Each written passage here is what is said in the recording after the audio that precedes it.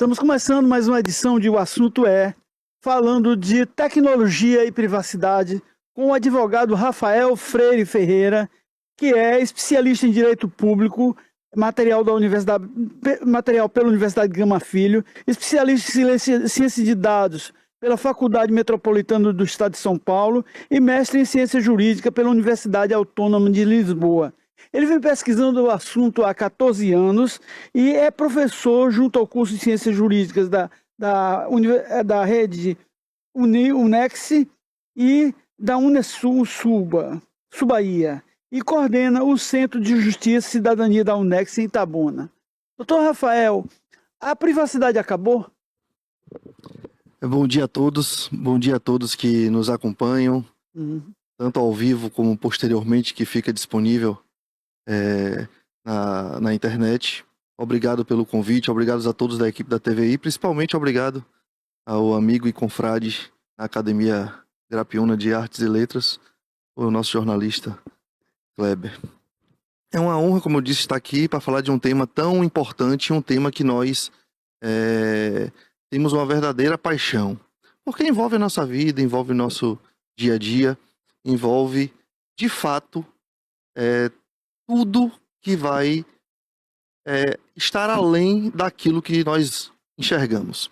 Então, se a pergunta foi se há de fato privacidade hoje, eu sou um pouco pessimista com essa pergunta. Eu acredito que a nossa privacidade ela está bastante mitigada e precisa realmente de um trabalho intenso aí de nós cidadãos, né, enquanto sociedade, e também de políticas públicas para a gente ver um pouco de melhoria nesse quesito. E o que é que pode ser feito? Por exemplo, hoje quem não está no 4.0 está fora do mercado. A empresa que não tiver tecnologia de informação e não usar a inteligência artificial, ela é condenada. O jornalista que não estiver acompanhando o desenvolvimento da inteligência artificial, ele também estaria condenado. E a tecnologia hoje está no dia a dia das pessoas e é um assunto que envolve a todos. Como preservar a individualidade, o sigilo pessoal das suas atividades diante de tantos avanços? Essa pergunta é bastante interessante. A questão da preservação hoje, a gente precisa voltar um pouco para o conceito do que seria a privacidade hoje. Porque se a gente vai voltando no tempo, principalmente quem gosta de história, eu sou apaixonado por história, tanto que hoje estou indo para minha terceira graduação, que é justamente licenciatura em História. Se a gente vai voltando à história, percebemos que a privacidade ela começou com o direito de ficar só, ficar isolado e proteger contra tudo e todos aquilo que nós achávamos que deveria ficar em sigilo. Então esse conceito ele foi evoluindo, chegando aos dias de hoje, onde a privacidade precisa ser entendida dentro desse ambiente digital. Eu costumo dizer que não existe separação entre ambiente físico e digital, porque hoje virou uma simbiose. Todas as nossas atividades estão misturadas, tanto no físico quanto no digital. Seja na educação, na própria saúde, já entrou aí também, né? A própria advocacia, o jornalismo, como foi dito pelo colega. Então, nós estamos aí totalmente inseridos nesse contexto, na sociedade da informação. Foi muito interessante o falar em 4.0, porque a própria advocacia hoje é chamada de advocacia 4.0. Então, já alcançou todas as áreas, né? Estou falando de uma das minhas áreas específicas, mas alcançou todas as áreas. Então, nesse contexto, a gente precisa entender a privacidade como algo que precisa nos preservar dentro desse ambiente. Então, é um ambiente que naturalmente traz exposição. Nós estamos completamente expostos, vai ter uma infinidade de pessoas fora do nosso controle que terão acesso a inúmeras informações nossas. Então hoje a gente precisa estar inserido nesse contexto, porém ter uma garantia de que se houver qualquer lesão aos nossos direitos, que envolva aí a privacidade como um ponto de partida, qualquer lesão a esses direitos, a gente tem que ter a garantia de que haverá uma punição adequada. E eu comparo isso com qualquer outro tipo de ilicitude. Então, quando uma lei ela proíbe fazermos algo, isso não quer dizer que vai deixar de acontecer aquela atitude que é uma atitude ruim, desaprovável. Não vai deixar de acontecer, mas a gente quer que haja uma punição adequada. A privacidade é a mesma coisa. Seu livro Autodeterminação Informativa e a Privacidade na Sociedade de Massa, da Informação. Esse livro já está na 5ª edição. Por que 5 edições do livro? O leitor está interessado no tema? O que é que as pessoas conversam com você sobre o livro? É uma pergunta muito interessante, porque, como escritor, hoje eu estou indo para o 15º livro. Eu tenho 14 livros na área jurídica e estou partindo para o primeiro livro na literatura, saindo da área jurídica, que teremos inclusive um lançamento na Flicaré, que acontecerá no final desse mês. Na Feira Literária de Itacaré, que era um assunto que nos antecedeu aqui, né? Com Era nosso de Paraty, Rafael Gama, com Paraty, né? Paraty A foi. Feira Literária. Então, Itacaré já está com a Feira Literária muito bem organizada. É o 2º ano, mas que promete bastante. Então, indico a todos aí que estão nos assistindo que possa visitar a Feira Literária de Itacaré, que ocorre agora no final desse mês, no último final de semana. Chegar como escritor, e principalmente escritor aqui no sul da Bahia, nós não estamos no mercado com tanta visibilidade, né? Nós temos aqui excelentes profissionais, mas que não têm as mesmas oportunidades em um campo tão aberto quanto outros centros. Isso é natural. Então, você conseguir chegar à 5ª edição de um livro realmente é um pouco trabalhoso. Ele foi citado no STJ, né? no STF, no STF, numa decisão sobre tecnologia também. Sim, direito ao esquecimento. Quando o STF foi fazer o julgamento, ele sempre... todos os julgamentos importantes, eles fazem uma lista de obras, né? Consultadas. Que foram consultadas, e o nosso livro está lá entre elas. Mas o que se deve a essa 5ª edição é justamente porque foi um tema que, da primeira edição para cá, evoluiu bastante e vai continuar evoluindo, porque a tecnologia não para. E quanto mais a tecnologia avança, e agora a gente fala em inteligência artificial, assim os nossos dados vão ficando cada vez mais expostos, e o direito à privacidade precisa evoluir, precisa trazer novos contornos para acompanhar essa evolução tecnológica. Então, por isso que acaba tendo assunto para atualizar o livro. Mas o direito à privacidade, apesar de milhares de anos de história, começou no século XVIII, né? 18, quando um cidadão americano pediu o direito de não ser incomodado, importunado. Como é que foi essa história? Exatamente. Quando a gente tem uma situação que atinge que foi o caso lá que aconteceu, né? Que atinge os nossos direitos da personalidade. Quando a gente tem algo, o que são esses direitos da personalidade? É o que envolve nossa honra, nossa imagem, nosso nome, né? Nossa religião, nossa orientação sexual, a questão de sexualidade, de gênero, de política, sindicalização, sindicatos, enfim. É uma gama muito grande de temas que envolve aí essa proteção de dados que atinge o direito da personalidade, que vai vir, como eu falei, com honra, com intimidade, com privacidade, com o nome.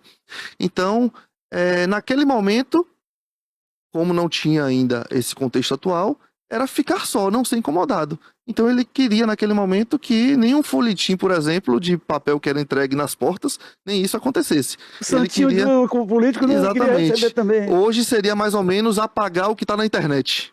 Então ele queria o direito de preservar a sua história e preservar os acontecimentos daquele momento. E foi o primeiro caso que nós tivemos. Nós tivemos muitos outros casos emblemáticos, né? Principalmente na Europa. A Europa, ela é o continente, ele é o continente que nos traz uma riqueza muito grande na área de proteção de dados pessoais, porque ela está sempre na vanguarda. Ela sempre, apesar de acontecimentos que muitas vezes são muito graves, principalmente do ponto de segurança pública, como aconteceu quando eles criaram o regulamento que está atualmente vigente na área de proteção de dados, que estavam tendo aquelas invasões, teve um atentado na França, inclusive jornal, né, de Charlie Hebdo. Então, eles mesmo assim, eles criam regulamentos protegendo a privacidade, sempre colocando a privacidade como primeiro lugar e não a segurança pública em primeiro lugar, não outras questões em primeiro lugar. Então, a Europa tem muitos casos interessantes que inclusive contamos no nosso livro, mas que na internet também vocês podem encontrar facilmente e mostram a importância de ter a privacidade tratada como hoje. Mas sua monografia de mestrado teve problemas justamente... Você terminou o trabalho, no outro dia a Europa mudou a legislação e você teve de atualizar todo o trabalho. Eu passei por isso. A nossa dissertação, ela estava baseada no regulamento de 96 ou 95, agora fugiu um pouco o ano da mente, e o novo regulamento foi em 2016, exatamente quando eu tinha acabado de concluir a minha dissertação para levar à defesa. E aí conseguimos um prazo novo. Um prazo curto, mas necessário para atualizar tudo aquilo que se referia ao regulamento antigo e colocar o regulamento novo. Mas foi muito gratificante, porque esse regulamento ele é inspirador, inspirou inclusive a nossa lei, a Lei Geral de Proteção de Dados brasileira, que só veio em 2018, 2 anos depois. E a LGPD é suficiente ou precisa mais? A LGPD, ela é uma lei como outra qualquer.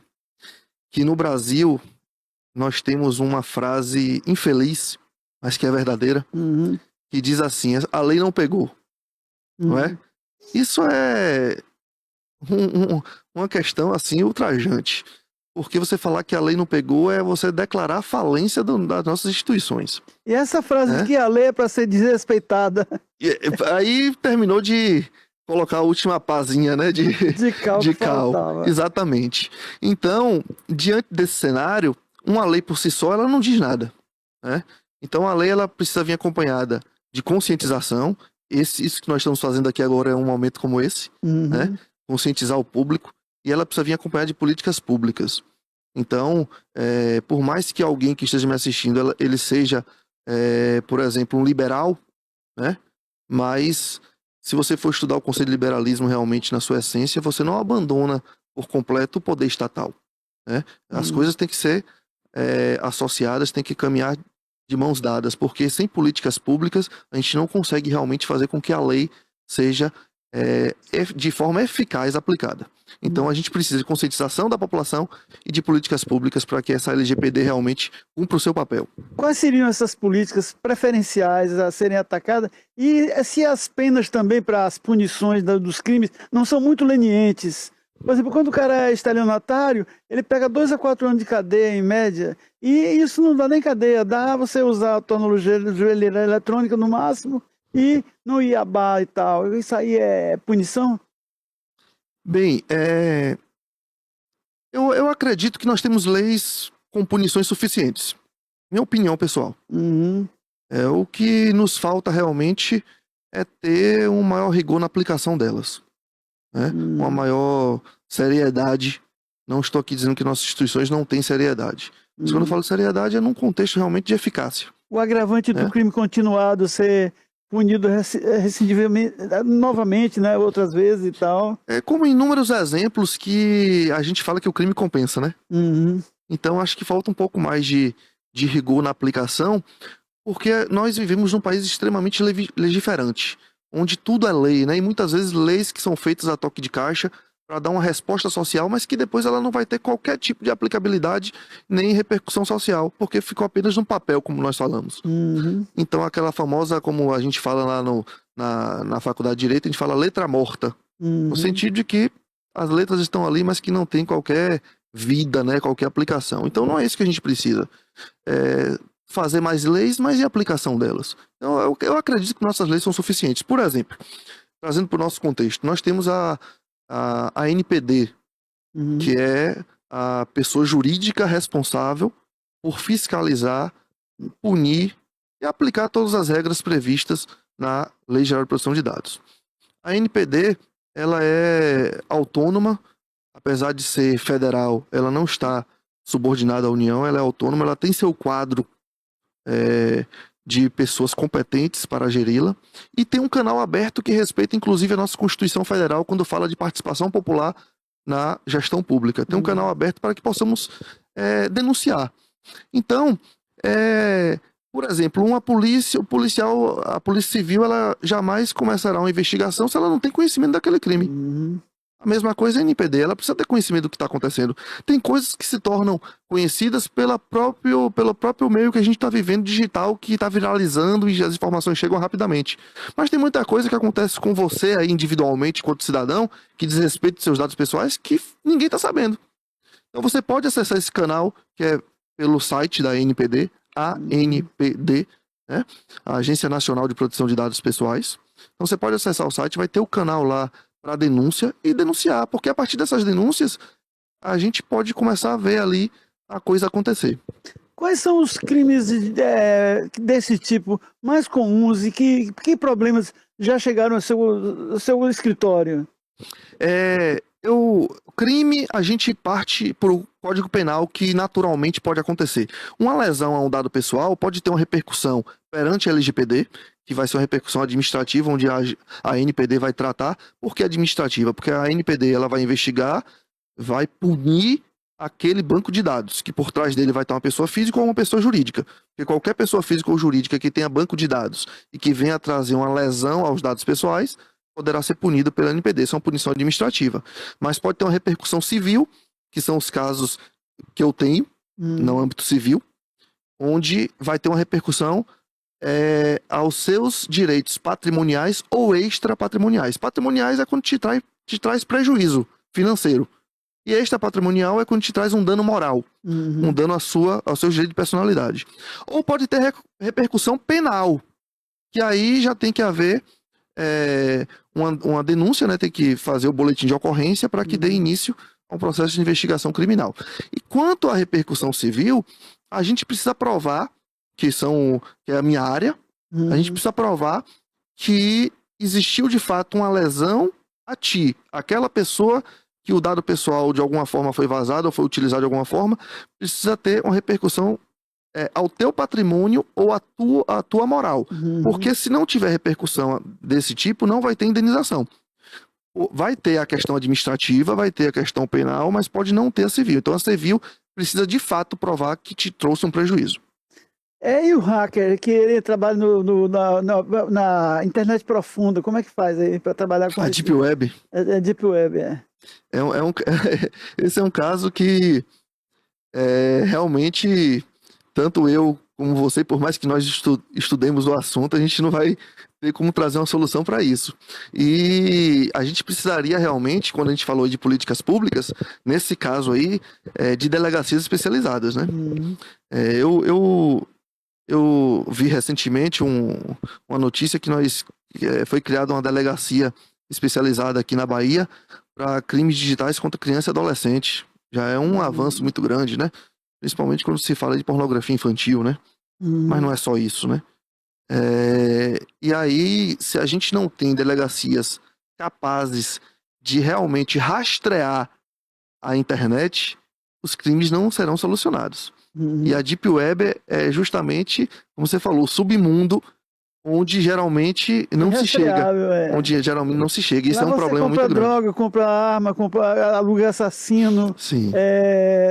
Tudo que não presta tá lá. E até como fazer uma bomba atômica, como matar uma pessoa. Tudo que for ruim, né? Tá ali, tudo né? Tá ali, mas existe como chegar. Porém, não temos instituições ainda preparadas para isso, né? Se existe, eu não tomei conhecimento ainda. É muito complicado a gente falar que não existe sem conhecer tudo, né? Mas pelo menos para nós, enquanto cidadãos, a gente ainda não vê. Até crimes simples. Você vê hoje tantos golpes sendo aplicados nas pessoas. Chegou recentemente agora, essa semana, um caso para mim, que como esse foi a primeira vez. Eu não tinha... Eu já ouvi falar, mas nunca tinha chegado esse caso para mim. O cidadão tentou aplicar um golpe no meu cliente da seguinte forma: ele descobriu que meu cliente estava envolvido num inquérito policial, onde meu cliente era vítima de um golpe de um carro que foi vendido, mas o carro era roubado. Meu cliente era a vítima. Ele descobriu esse inquérito, ele ligou dizendo que era um policial civil e que iria resolver se ele pagasse uma propina. Meu cliente não quis pagar. Depois de um tempo, o cara já estava com os dados dele, fez um depósito na conta dele e falou: daquela vez a gente conversou, acabei depositando sem querer aí, me devolve, e deu outra conta para ele devolver. Ele devolveu o dinheiro nessa outra conta. Agora o camarada entrou com um processo civil contra ele, pedindo indenização de devolução do valor, mais danos morais, dizendo que ele não devolveu o Pix que foi feito de maneira errada. O golpe do golpe, engenhoso, né? É um golpe em cima do outro. Mas o picareta, ele passa 24 horas do dia, 7 dias por semana fazendo picaretagem. Exatamente. Né? E golpes, que tem preferencialmente como foco o idoso, o analfabeto e tudo.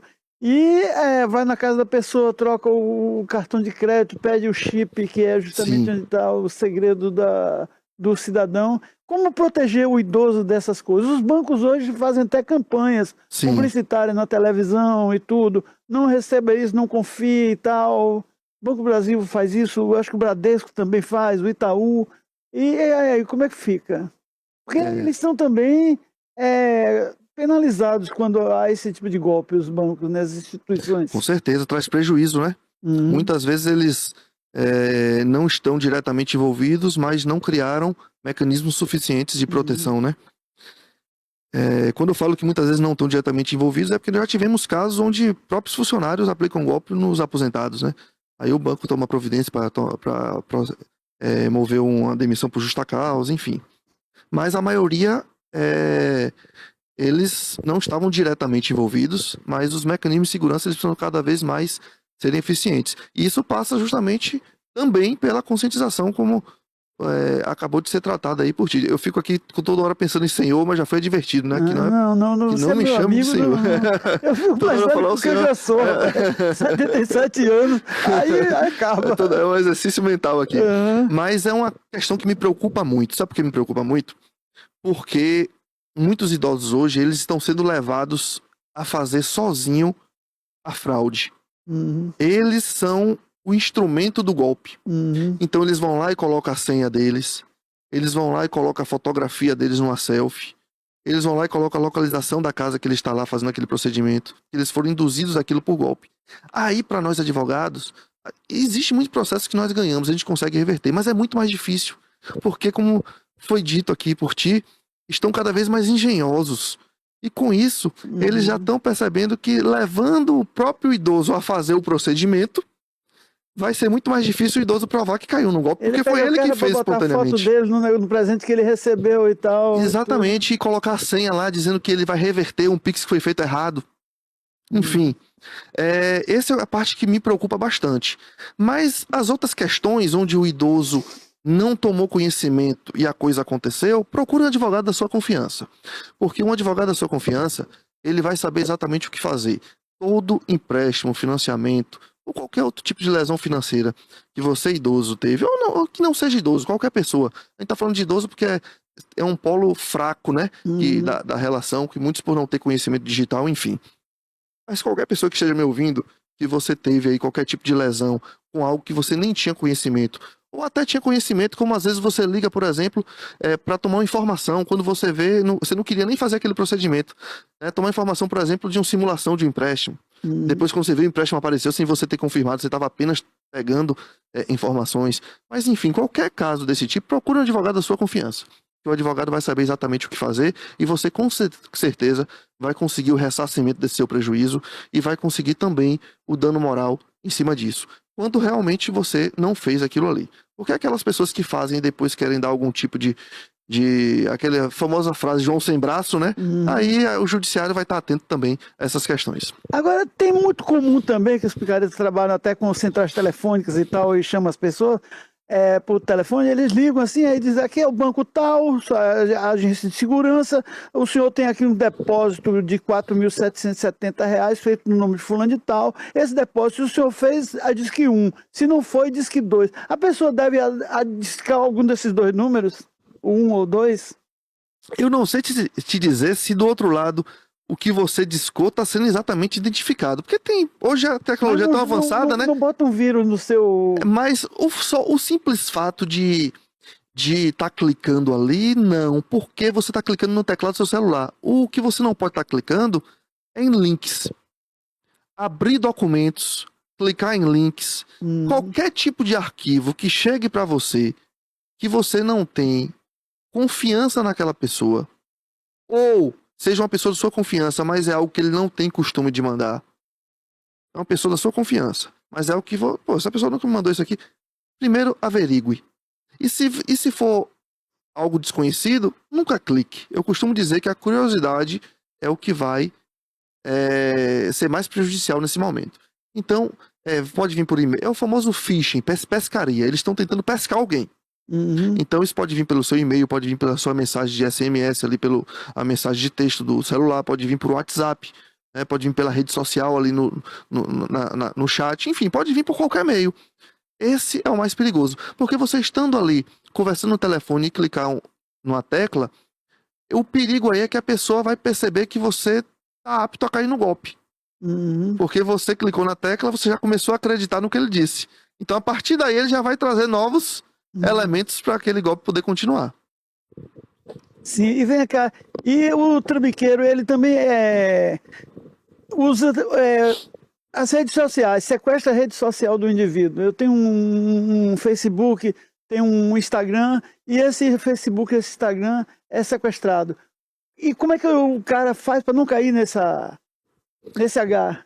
Hoje essas redes sociais elas trazem algumas camadas de segurança. Uhum. Você vai colocar ali, além da sua senha, você vai colocar configuração em duas etapas, né? Configuração por e-mail, configuração por telefone.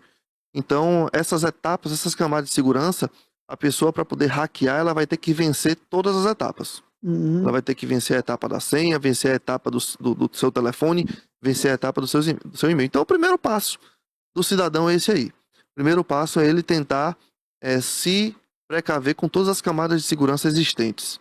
O segundo passo é aquele que eu falei, cuidado com o que você clica, porque dependendo do que você clica, você já está abrindo a porta para que todas essas camadas caiam por terra.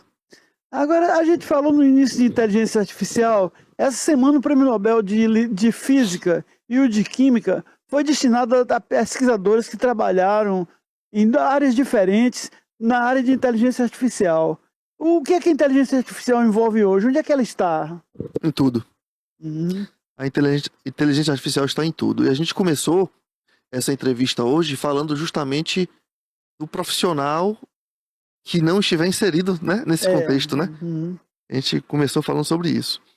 E eu não vou falar infelizmente, porque eu não sou aquela pessoa que luta contra a tecnologia. Não. Eu pesquiso contra ela no sentido de trazer proteção aos direitos fundamentais contra ela. Uhum. Né? Seriam fazer com que a inteligência artificial ela tenha uma ética e ela tenha um comportamento dentro das leis existentes. Mas isso não quer dizer que está lutando contra a existência dela, não. Uma coisa não tem nada a ver com a outra. E a gente não pode fugir disso. Não pode. O advogado hoje que não utilizar a inteligência artificial de todos os tipos, ele não advoga. Primeiro porque todos os processos hoje são digitais. Uhum. Né? Nós não temos mais processo físico. Até um inquérito no Ministério Público hoje, um inquérito civil, por exemplo, ele está totalmente digital. Você manda por e-mail a defesa, eles recebem, já coloca lá no inquérito digital. Então, o professor hoje, as plataformas, mais de uma, eu mesmo na minha faculdade, eu utilizo 3 plataformas. Uhum. 3 plataformas.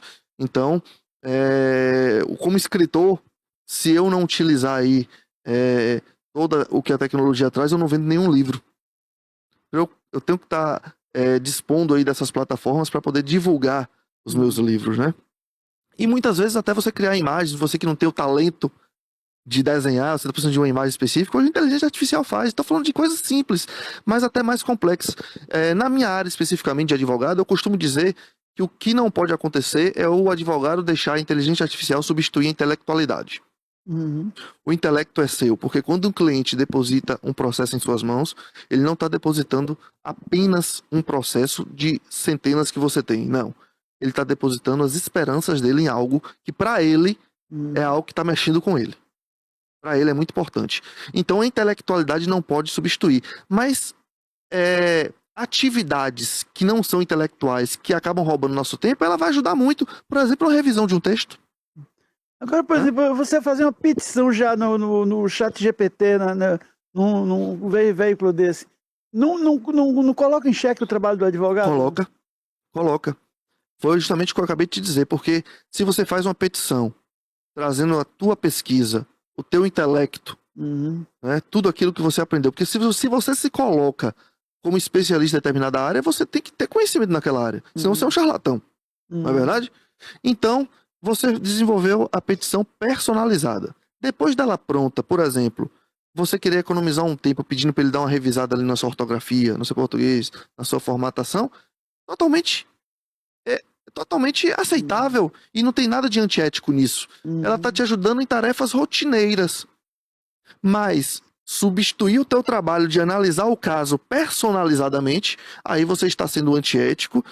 Inclusive, eu não sei como estão aí os casos no Tribunal de Ética, mas para mim, agora já é uma opinião pessoal, deveria, se for descoberto, tem que sofrer processo ético, porque você está tratando um caso do seu cliente de maneira genérica, porque o robô ele não vai conhecer seu cliente personalizadamente, mas se você faz isso sem conferir Caso o robô cometa erros, você vai deixar os erros passar diretamente, porque você fez a petição completamente por ele e não se deu no trabalho nem de revisar, que né? é feita em Itabuna, o cara diz aqui em Paris, não sei o que tal. Exatamente. Não, e às texto. vezes ele faz citações erradas de um artigo de lei ou de uma jurisprudência, né, ou que não existe ou não é compatível com aquele caso. Eu acho muito perigoso. Eu não vou dizer que tem gente fazendo isso, porque eu não vou estar aqui levantando esse tipo de polêmica. Mas Não se prova também, exatamente. Mas quem fizer está traindo o seu cliente.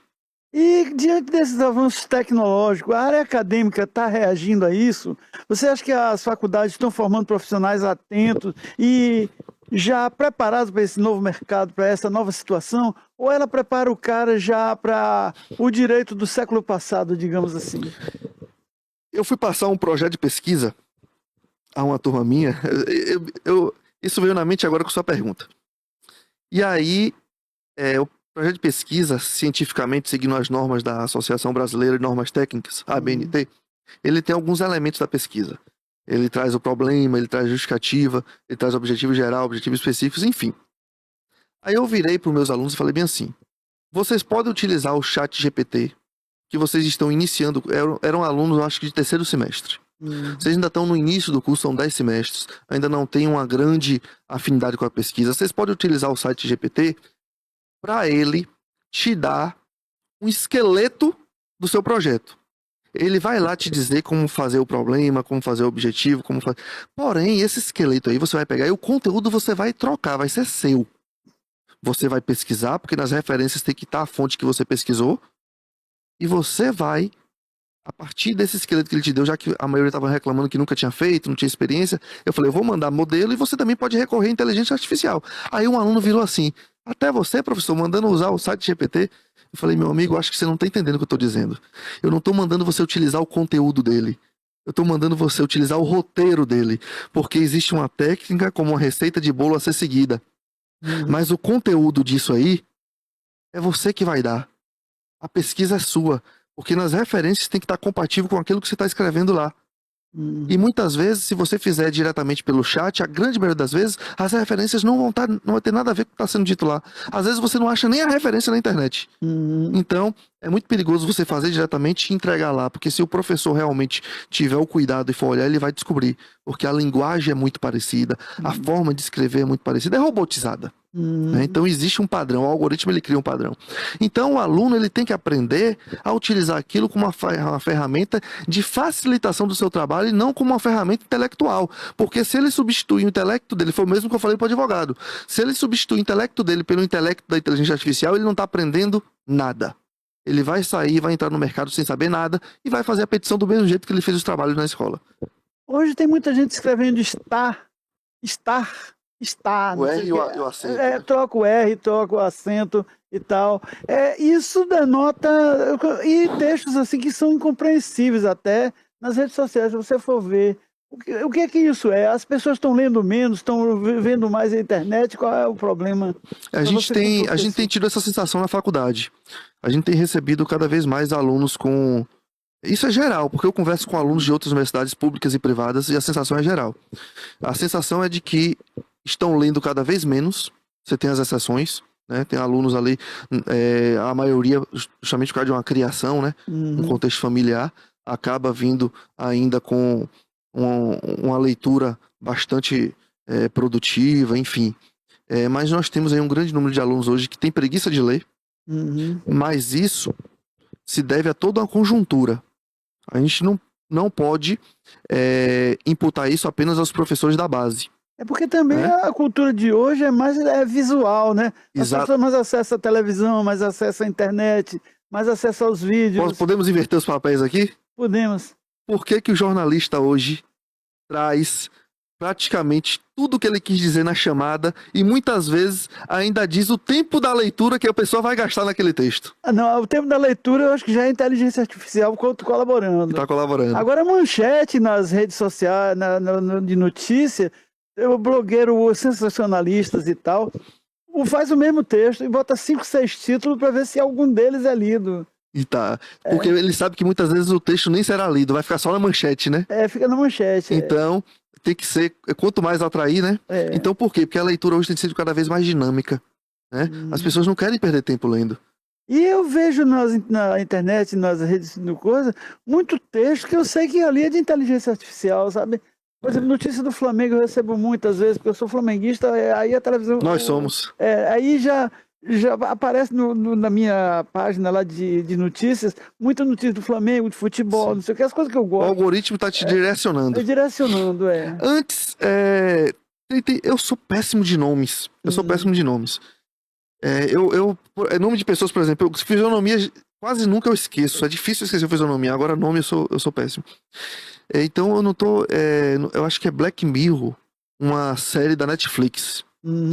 Que quando eu assisti aquela série, que eu ficava associando a esse livro que foi citado aqui no início da autodeterminação informativa, eu falava, é exatamente isso que eu tô falando. Só que ali, os caras conseguiram representar cinematograficamente, né? E aí, ele tem alguns episódios que antecipam a realidade que hoje já está acontecendo, que na época não existia, mas hoje está acontecendo. Ele antecipa a realidade, que é fantástico. Quando você vai vendo que um dos episódios, por exemplo, ele mostra que as redes sociais, ela direciona, não influencia não, ela direciona o seu comportamento. Então o algoritmo, ele é preparado para te direcionar, para você fazer o que ele quer. Agora Matrix também coloca em xeque isso, você não sabe o que é realidade e o que é virtual. Sim. O filme tem essa coisa também, né? Hoje você tem jogos que acontecem em tempo real com pessoas reais do mundo inteiro, falando de games, onde você está imerso ali em algo que o seu cérebro vai totalmente voltado para aquilo, e você está numa realidade ali que é como se você estivesse vivendo aquilo, como se estivesse num campinho de futebol batido de terra, como era na minha infância, jogando bola com os amigos.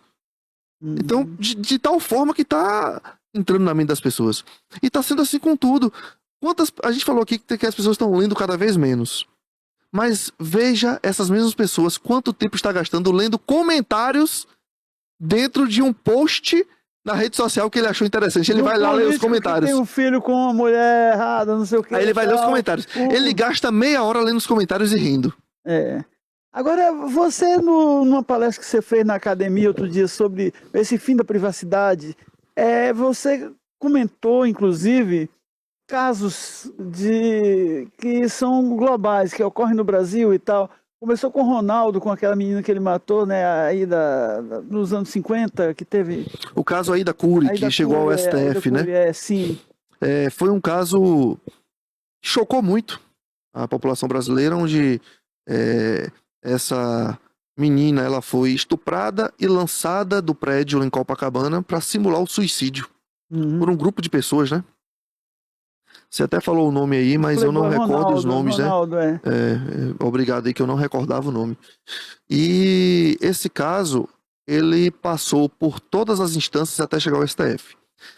A família, ela perdeu em todas as instâncias, perdeu inclusive no STF. Só que em todas as instâncias, os tribunais, eu vou focar agora no STJ, que é a instância imediatamente abaixo do STF, o STJ, Superior Tribunal de Justiça, ela também não deu ganho de causa à família, porque estava pedindo indenização, porque a Globo havia passado aquilo ali no linha direta, e eles acharam aquilo invasão de privacidade. E estamos comentando aqui de um caso público, tá? Então não tem, né? Qualquer problema. E o STJ não reconheceu o direito para a família, mas reconheceu que o direito ao esquecimento existia. E ainda foi uma decisão muito didática, que trouxe ali uma série de requisitos para que o direito ao esquecimento fosse tratado no Brasil, para que as pessoas não confundissem como, por exemplo, tentar livrar a cara de bandido. As pessoas pensam logo, direito de esquecimento é para que o bandido se beneficie, esqueça que ele cometeu aquele crime. Não é isso. Né? E aí, reconheceu o direito, mas não deu... por exemplo, como você falar, o dano moral existe, mas você não tem dano moral nesse caso. Foi mais ou menos isso. Quando chegou no STF, tudo mudou. O STF disse que não tem direito ao esquecimento no Brasil, que foi uma decisão,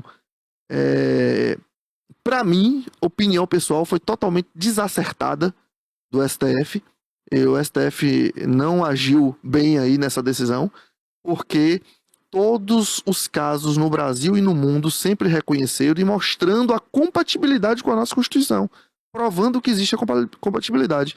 Aí o STF dá aquele triplo twist carpado na legislação, porque no Brasil, infelizmente, nós temos uma coisa chamada princípios. Nosso direito ele é principiológico, então ele abre o campo interpretativo de tal forma que pode dar uma interpretação como você bem entender a norma, às vezes, em muitos casos. Como não deveria ser assim. Você deveria... O princípio ele tem que estar dentro de umas normas gerais. Tem que estar dentro de um contexto. Não você ter assim... Como é que todos os tribunais, em todas as instâncias, reconhecem aquilo e mostra a compatibilidade com algo, e vem o STF e fala, não, isso não existe. E negou a indenização da família também. Negou a indenização. A indenização da família... Uma das bases de ter negado foi dizendo que a família, em determinado momento, já havia explorado também aquela situação. Então, por que agora ela ia querer privacidade? Não vamos entrar aqui no mérito se é verdade, né, ou não. Mas uma das bases foi isso, tá? De não reconhecer para a família. Agora, não reconhecer o direito específico, para mim, foi complicadíssimo. Porque vamos inverter o polo. Imagine que a pessoa ela foi estuprada, que foi o caso aí. Não houve morte, mas ela foi estuprada. Ela não tinha direito de ter tudo isso apagado de todos os lugares para que ninguém soubesse isso que aconteceu com ela? Queria. Isso é direito de esquecimento. Então a gente não pode pensar pelo polo do bandido, pelo polo do criminoso. A gente tem que pensar pelo polo das pessoas de bem. Vítima, né? Das pessoas de bem que... agora tem gente que fala assim, não vamos usar o termo pessoa de bem, porque quem é pessoa de bem realmente é muito complicado identificar quem seria. Você considera antológico nessa lista? Você botou mais de 20 casos. Nós colocamos muitos casos. Tem os casos tem um caso na Espanha que também é emblemático, que é utilizado aí pela doutrina, né? Que não sei se foi 2014, não lembro ao certo agora, 10 anos, né? Um cidadão espanhol que quando você pesquisava qualquer coisa sobre dívida com o fisco tributário, apareceu o nome dele. Era o primeiro a aparecer nas redes de busca. E aquilo estava incomodando ele. Porque qual era o argumento dele? Eu não quero apagar a história. Se aqui, Kleber, como jornalista, fez lá no blog dele uma reportagem sobre mim, na época, essa reportagem continua, não tem problema algum.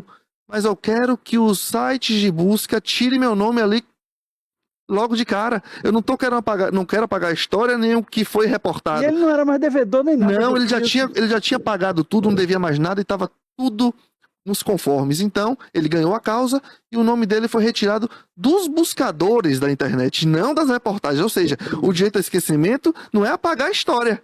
A história continua existindo. Se alguém especificamente for buscar o nome dele para saber do caso dele específico, vai encontrar isso lá.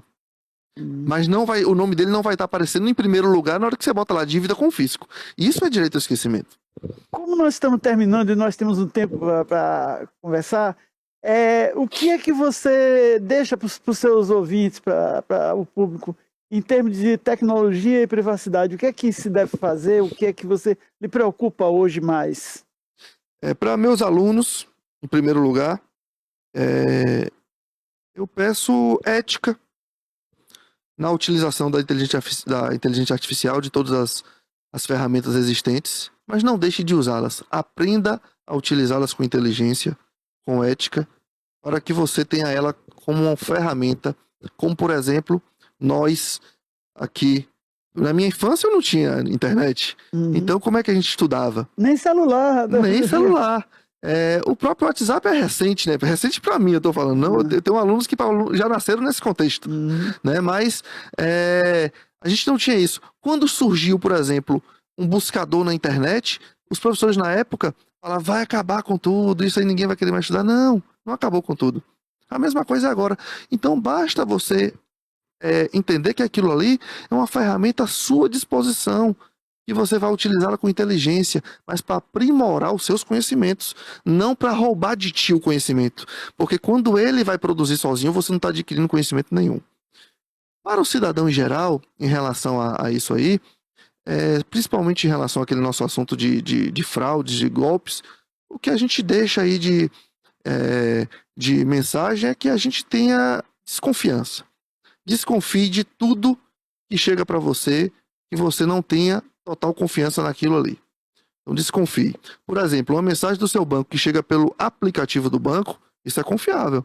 Porque mesmo que o aplicativo tenha sido hackeado, a responsabilidade é do banco. Mas chega uma mensagem para ti, por o teu e-mail, pelo teu WhatsApp, ou por teu telefone, qualquer outra situação, e não pelo aplicativo do banco, aí já é estranho. Já desconfia daquilo. Estou falando de banco, mas pode ser qualquer outra coisa. Porque hoje, tudo que a gente fala, mesmo que seu celular esteja desligado, mesmo que você não esteja ali fazendo uma busca na internet, mas tudo que a gente fala está sendo captado pela inteligência artificial. De forma remota, palavras-chave, mas está criando um banco de dados. Nós hoje somos banco de dados, somos perfis. E isso está sendo cruzado de tal forma, rapidamente, de forma inimaginável, que está nos identificando. E eles sabem tudo de nós, muito mais do que nós mesmos. Tá bom, muito obrigado. Como estamos no fim de semana e sextou, eu recomendo para quem quiser assistir a série Assassinos do Século XXI, em que a tecnologia ajuda na elucidação de crimes. Isso você pode assistir na A&E, na televisão, na TV canal fechada, né? E como livro, Os Meninos do Coronel, de Aramis Ribeiro Costa, que está sendo apresentado lá na Feira de Paraty. Para o leitor também fica o Nobre Deputado,